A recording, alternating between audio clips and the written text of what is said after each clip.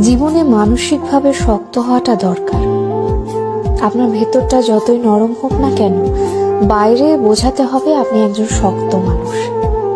শক্ত হতে না পারলে আপনাকে প্রতিনিয়ত ঠকতে হবে।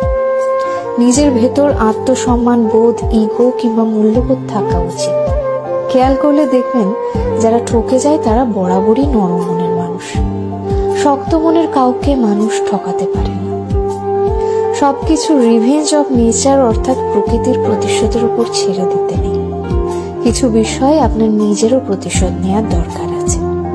যে আপনাকে যতটুকু অবহেলা করে, কষ্ট দেয়, তাকেও সেই পরিমাণ অবহেলা কিংবা কষ্ট ফিরিয়ে দেওয়া উচিত। জীবনে ভালো থাকার জন্য হলেও একটু কঠোর হওয়া দরকার। যে কোনো কিছু সহজে পেয়ে গেলে মানুষ মূল্য দিতে জানে না। মানুষ হিসেবে আপনি সহজ হতে পারেন, তবে সস্তা কিংবা সহজলভ্য হতে যাবেন না। যে আপনাকে যতটুকু দেবে তাকে ততটুকুই ফিরিয়ে দিতে শিখুন, হোক সেটা আঘাত কিংবা ভালোবাসা।